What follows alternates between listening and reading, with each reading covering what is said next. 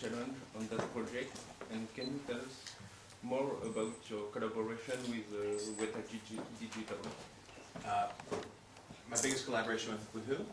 With Weta Digital. Oh, the digital? Oh, okay. Then another question? Et en fait, quel a été votre plus grand défi, et notamment la collaboration avec l'équipe numérique? I think the biggest challenge was getting the tone right, because the animated film was for a musical for children, and the Kipling was kind of an intense story that was geared towards an older audience. Walt Disney shied away from the scarier aspects for this particular film, but doing it photoreal, I felt that it was important to make it an adventure movie for all ages, not just for children. So we went in the United States from a G to a PG, and so I looked at other Disney classics to help with the tone, like Lion King, that had humor and music, but also had scary parts and violence, and also looked at the original The Big Five Disney movies, Dumbo, Snow White, Bambi, Fantasia, Pinocchio, where they would have scary parts, but you keep the violence off screen. So I tried to land on a tone that was appropriate to Disney, but still have images and music and characters from the '67 animated film. So that was it, and I could start with that. I could talk about digital too. Je pense que vraiment le défi le plus important était de trouver le ton juste, parce qu'en fait il y avait deux références omniprésentes. D'une part le dessin animé de 67, qui là était une comédie musicale destinée à des enfants de façon explicite, et d'autre part le roman de Kipling, qui était un roman qui lui était assez sombre, assez intense et destiné à des gens en fait plus âgés, à un public adulte. Et il s'agissait pour moi, dans la mesure où j'allais travailler avec des prises de vue réelles et on aurait affaire à du photoréalisme, d'avoir un genre, un ton qui soit approprié. Donc j'ai eu recours à d'autres films Disney, puisque Walt Disney avait fait le choix à propos du livre de la jungle de se départir de ces dimensions un peu plus sombres. Moi je suis revenue aux 5 grands classiques de Disney, que ce soit Dumbo, Blanche-Neige, Pinocchio, Fantasia, ou aussi Le Roi Lion, dans lequel il y a de l'humour, certes, il y a de la chanson, mais il y a aussi des dimensions un peu plus sombres et un peu plus graves de l'existence. Et donc en ayant recours à cette façon de faire, on a changé de catégorie aux États-Unis. Nous ne sommes plus un film qui est destiné à la famille tout entière, y compris les jeunes enfants, mais nous avons changé de classe d'âge. Donc il s'agit de garder l'esprit et l'humour Disney, mais aussi de ne pas hésiter à montrer la face la plus sombre de cette histoire. The digital stuff's going to be long La to talk question about. numérique. But essentially with digital, we used the techniques that were used by other films. So the beginning, we treated it like an animated film, like Pixar would, you know, with pencil drawings and coming up with show reels. Then we did a whole motion capture shoot that looked very similar to Avatar, and we used a lot of the same people and the same equipment as Avatar did. And then at the end, it was a live action shoot, but it was geared towards visual effects, kind of like if you saw what they did for Gravity, where everything was planned ahead of time and we filmed the person in the exact lighting that we needed. Et bon, pour la faire courte sur la question du travail digital, en fait, on a eu différentes étapes où nous avons eu recours à des techniques qui avaient déjà été, qui avaient fait leurs preuves au cinéma sur d'autres projets. Donc, on a commencé par un travail qui est un travail classique de cinéma d'animation avec des dessins au crayon. Puis nous avons eu toute une deuxième étape qui a été une étape de motion capture, du type de ce qui a été fait pour Avatar, notamment avec les mêmes équipes. Et puis nous avons eu une troisième étape de prise de vue réelle, de tournage réel, mais évidemment très orienté sur les effets spéciaux et sur les images générées par informatique qui là est très proche de ce qui s'est fait dans Gravity par exemple, où le milieu tout entier est reconstitué, les acteurs jouent avec ce milieu qui n'est pas réel. Bonjour Jon, merci. Et comment vous fonctionnez pour le casting? How did you cast your actors? For the actors playing the voices, it was easy to choose who I wanted, but it wasn't necessarily easy to get them to be involved. In both the French version and the English version, we were very fortunate to have wonderful, wonderful movie stars that brought a lot of humanity and personality to the roles. When all the characters are digital, you rely very heavily on the actors to bring the humanity to bring these characters to life.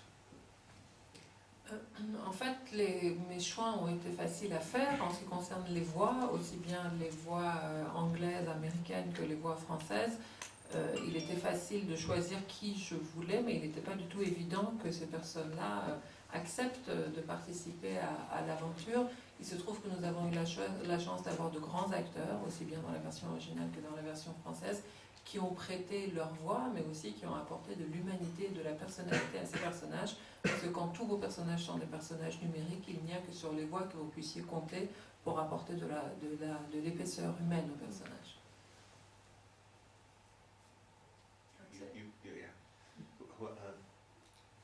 Go ahead. No, I thought you I'll get were it going.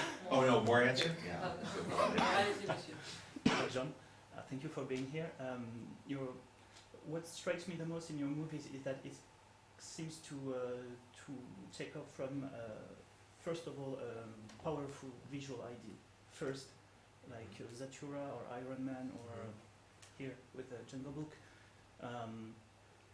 It's first the visual and then the rest. And so now it's almost entirely animated. So what would be your thoughts on an entirely animated movie like Brad Bird, who came from the animation and now is doing live, and you're kind of doing the same movies but you're crossing lines up. What's your thought on that? Donc c'est intéressant de voir qu'en fait, ce qui me frappe, c'est que dans votre cinéma, on a toujours l'impression que vous commencez par une image visuelle forte, que c'est toujours d'abord le visuel qui l'emporte et le reste se greffe par-dessus par la suite. Donc est-ce que vous envisageriez de vous diriger vers un cinéma purement animé? Est-ce que c'est une évolution possible pour vous? Well, first I'll say I'm happy to hear that you think I start from the visual first, because I came from writing and I came from words and stories, so it's been an evolution for me to understand the visual language of cinema. Start with that. Avant tout, je suis très heureux que vous disiez que chez moi c'est l'image qui prime, parce qu'il se trouve qu'au contraire je suis un littéraire et que je viens de l'écriture. Il m'a fallu du temps pour comprendre le fonctionnement du visuel, donc tant mieux si maintenant c'est ça qui prévaut. And to do, as you work your way towards animation, because I think all film now, especially visual effects film, the line is blurring very much between what's animation and what's live action. But I think that the challenge for me, the opportunity here, is to take the best of both. Yeah. So what animation has live action beat with is story. And it dates back to Walt Disney. It was always very expensive and time consuming to have animation done. And they wanted to make sure the story was perfect before they ever started rendering. In their case, it was with paintbrushes. But it's the same thing at Pixar. Very expensive to render. And so they'll look at a dozen versions, usually 7 or 8 versions actually, of a story done with pencils in animatic form before they ever commit to making the movie. And that's why I think the stories tend to be better. The batting average, how do we say, yeah, do you know what that is here? Yeah. So the batting average, you have a greater rate of success on any given animated film. Animated films tend to be better in general than live action movies. You have some great live action movies, but there are a lot of bad ones. With a Pixar movie and a Disney animation movie, most of them are better because I think they're a lot more work and scrutiny goes into the story ahead of time, whereas with live action, you'll film it, you'll edit it, you'll reshoot. I have chef training from the last movie, Chef. It's more like baking, where everything has to be measured first, and then get the bread, whereas it's more like being a savory chef where you could add a little salt, a little pepper, you could mix it up, taste it, change it, add water. You're not gonna remember all this, I'm sorry. But so I think that the planning phase is much more disciplined in animation, and that's where you could learn a lot, and I think that's why it makes me a better filmmaker to learn from the animation process. Et pour ce qui est de votre question entre l'animation et le tournage en prise de vue réelle, en fait j'ai l'impression que la ligne de démarcation est de plus en plus floue aujourd'hui. Il y a vraiment surtout dans des films à effets spéciaux, c'est difficile de dire ce qui est de l'ordre de l'animation et ce qui est du cinéma. Moi pour ma part, je tâche vraiment de prendre le meilleur de chacun des deux. Je pense qu'on a à prendre des deux côtés. Pour ma part, ce que j'ai appris de l'animation, c'est vraiment que l'histoire soit impeccable. Il se trouve que très souvent, il y a vraiment un travail très approfondi qui est fait sur le récit pour s'assurer que le récit fonctionne avant de passer à l'animation. C'était déjà le cas du temps de Walt Disney où le coût était tellement élevé qu'il fallait qu'une histoire soit écrite et réécrite et qu'elle soit absolument parfaite avant de commencer à l'époque avec les pinceaux de dessiner et de faire le rendement en image. Et aujourd'hui chez Pixar c'est la même chose, c'est plus des pinceaux mais il y a plusieurs versions qui sont écrites au crayon avant de créer des images animées pour s'assurer que l'histoire fonctionne parfaitement, parce que là aussi le coût est trop élevé. Donc c'est ça en fait dans le cinéma d'animation. Bien sûr qu'il y a du bon cinéma dans l'animation et dans les prises de vue réelles, mais dans le cinéma d'animation il y a beaucoup moins de déchets, tout simplement parce qu'on met vraiment à l'épreuve l'histoire avant de passer à la fabrication. C'est un peu comme en cuisine, puisque comme je viens de tourner chef, j'ai une formation maintenant de cuistot, et en cuisine, c'est la différence entre un pâtissier où il faut que tous les ingrédients soient exactement juste avant de le mettre au four, plutôt qu'un cuistot qui fait des sauces où on peut toujours ajouter un peu de sauce, un peu de ci, on peut goûter, s'assurer que tout va bien. Donc voilà, moi ce que j'ai appris de l'animation, c'est ça, c'est que toute la phase de préparation et de conception est une phase dans laquelle on peut vraiment mettre l'idée à l'épreuve. I've met my match here. I'm intimidated. Are you plugged in? I'm very impressed. Can we hear it can we get some applause?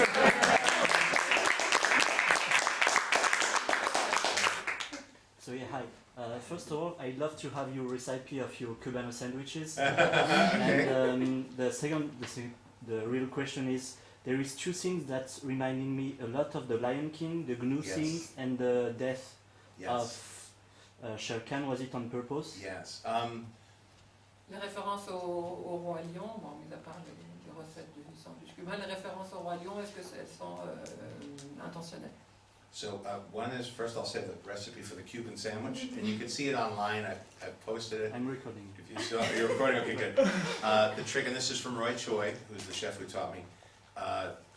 It's a very specific recipe to be a Cuban sandwich.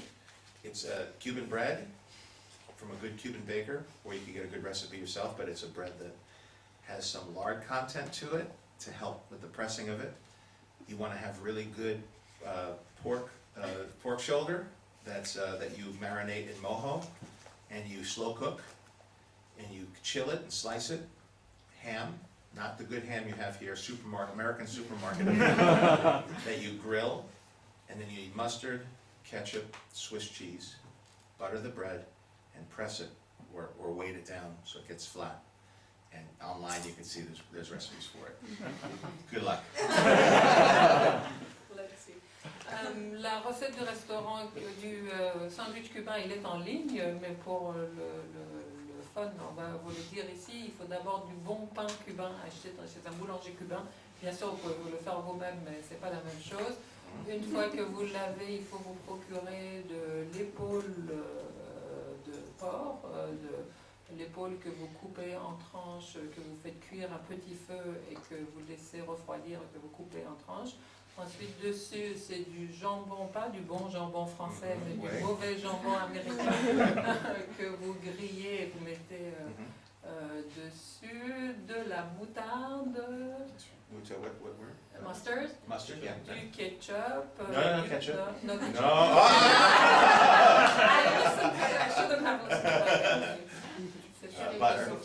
Du Beurre, beurre du sur beurre, le du pain, beurre. vous fermez et vous le grillez, enfin de façon, vous l'aplatissez de façon à ce Okay. qu'il soit fin, mais tout ça est en ligne. Yes, thank you. Good job. So the Lion King, just to answer that. So Lion King, actually, Kipling has the stampede as a, the Lion King, I believe the character, the father, it gets killed in the stampede. Yeah. And I think it's Shere Khan, actually, in the Kipling that gets killed by the stampede. Or is it Aquila? I get confused. I don't remember the source material that well. But the images from Lion King, some of them come from Kipling. Also a lot of the animation, if you look at the animation of Jungle Book, and it clearly informed Lion King. But in turn, Lion King was very helpful to us, mostly for tone, because it did show that you can have those tones mix in a movie of our era. Because when you go back to Snow White, there's very scary things. Pinocchio, very scary images, almost horror movie images in there. Her transformation into the witch, the queen into the witch. It was very intense for its time. Even still, it's intense. But it's hard to take film language from an older era and say it would apply today. Lion King was helpful because we knew we could have music and silly humor and mix it with violence, with animals that are fighting each other, and even the death of an important character with an emotional significance. So it was very helpful for me to be able to reference Lion King, which is celebrated as a classic, a modern day classic, that helped me navigate through the challenges of our version of the Jungle Book. Et donc la référence au Roi Lion, effectivement, la mort de Shere Khan, maintenant dans mon esprit, c'est pas très clair. Est-ce que c'est, je me souviens même plus moi-même des sources, est-ce que c'est chez Kipling, mais la référence existait déjà aussi entre les dessins animés, entre le film animé du livre de la jungle et du Roi Lion. Mais pour nous, en retour, la référence, ça a été une sorte de garde-fou pour nous, le Roi Lion, en tant que dessin animé classique, mais de notre époque. Parce que dans Blanche-Neige, il est évident qu'il y a des scènes extrêmement terrifiantes, même, ou dans Pinocchio, les scènes, par exemple, quand la reine se transforme en sorcière, ce sont des scènes qui sont dignes de films d'horreur. Mais ils sont d'un autre temps, donc c'est un peu difficile d'arriver vraiment à les transposer dans le cinéma d'aujourd'hui et de se demander comment le public d'aujourd'hui pourrait y réagir. Alors que comme référence plus récente, le Roi Lion, comme équilibre trouvé entre de la musique, des chansons, mais aussi un certain humour, et puis des scènes effrayantes qui impliquent des animaux, le fait que cet équilibre ait fonctionné dans un film assez récent nous permettait de nous dire que nous pouvions tenter de le retrouver dans notre production. Madame ? En français. Je l'ai aimé dans Les Sopranos. Et d'autre part, pourquoi avoir choisi donc de faire que K devienne une femme? Et est-ce que c'est voulu pour diaboliser les femmes? So first, I love you in The Sopranos. Thank you. And the question, why did you decide Ka to be a female? Is it just because you think female can be snakes, or? No, it's more that in '67 there were no female characters, and that would feel strange now. And maybe because I have daughters and a lot of women in my life, I notice it more than I did when I was little. And I think each time you retell a story, you have to update it for your time. And so that's one of the many things, I think. We updated certain themes, and we updated the gender balance a little bit. And also Raksha, who Lupita Nyong'o plays, very important in the Kipling, but almost completely ignored in the Disney. Oui, c'est vrai que c'est tout simplement que dans le dessin animé de 67, il n'y avait aucun personnage féminin, c'était exclusivement des personnages masculins, ce qui moi peut-être ne m'avait pas marqué en tant que spectateur quand je l'avais vu, mais aujourd'hui je suis entourée de femmes, j'ai des filles, il y a beaucoup de femmes dans ma vie, et donc il m'a semblé assez naturel finalement de moderniser l'histoire. Je crois que quand vous racontez de nouveau une histoire, vous la mettez à jour, et vous la mettez au goût du jour, et la parité est quelque chose qui ne peut pas... ne pas être pris en considération, donc ça nous est paru important de faire apparaître des personnages féminins cohérents, comme par exemple K, mais aussi le Raksha, la mère, la louve, ça nous paraissait plutôt juste d'en faire des figures féminines fortes. En l'occurrence, Raksha était présente dans le roman de Kipling, mais pas dans le dessin. And also, I don't know, I don't want to spoil for people watching, but there's she's not just the mom. If you notice at the end, she's the alpha too, which is not, to me, I think that's also something that is, as somebody with daughters too, it's like important, I think, that's what today is, that's what it is. So I wanted it to reflect, even though it was ancient times in the animal kingdom, I still think it's important to present a version to the world that reflects the world. Et puis je pense aussi que c'est le monde d'aujourd'hui, parce que ce n'est pas qu'une mère, même si je ne veux pas révéler la fin aux gens peut-être qui ne l'auraient pas vue, mais elle est au-delà, elle a un rôle dans la meute qui me paraît être important dans le monde d'aujourd'hui, peut-être encore en tant que père de fille, mais il me semble que dans le monde d'aujourd'hui, même si on se réfère à une histoire ancienne, à une histoire concernant des animaux, je veux dire que dans le monde d'aujourd'hui, les femmes ont un autre rôle. Hi, and so who's your favorite character in Jungle Book? This is not a personality test. It's not a Okay. test. You can choose anyone. Mon personnage préféré dans le livre de la jungle. Growing up, I loved Baloo because I think the idea that he's funny, everybody likes funny characters, but that he was also protective. And as a kid, that's, I think, that combination of somebody who's funny and a friend and protective, and a parent, but somebody who you could get into trouble with, but ultimately you were safe with. And I liked the relationship between them. And one of the images I wanted to make sure I had in the film that I remembered was them floating down the river together and singing. And if you see a sculpture or a frame from the old Jungle Book, it always tends to be that moment. And I might add, it was a very difficult moment because bears don't float like that in real life. But they don't sing. They don't sing either, right? They don't sing, they don't float. I had everything against me on that. And then the water is very hard to do too, and so we had to look at research because they sent me. You want to start with that, and I can tell the rest of it. Keep going. Okay. So this is the recipe for the Cuban sandwich. No recipes, as long as we stay away from recipes. They would send me pictures of him floating on the back, right? With like dog paddle, like he was paddling with the head out, and he was riding on his back in the water. And I said, you can't have it on the back, it has to be floating.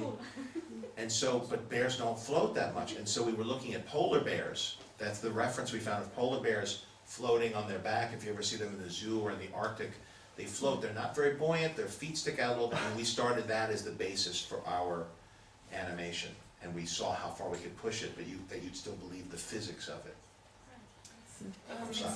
Quand j'étais petit, mon personnage préféré c'était vraiment Baloo, comme beaucoup, d'abord parce qu'il est drôle et on aime tous les personnages qui ont de l'humour, mais aussi parce qu'il a ce côté protecteur, il a un côté parental finalement, mais en même temps il mouille sa chemise, il peut avoir des problèmes et il revient toujours au personnage de Mowgli qu'il protège, et donc cette combinaison de protection et d'humour en faisait un personnage très attachant pour moi, et je me rendais compte que je n'étais pas le seul et qu'une figure qui revient toujours dans le livre de la jungle et une image qui reste comme une image que l'on retient, que ce soit sous la forme d'une sculpture ou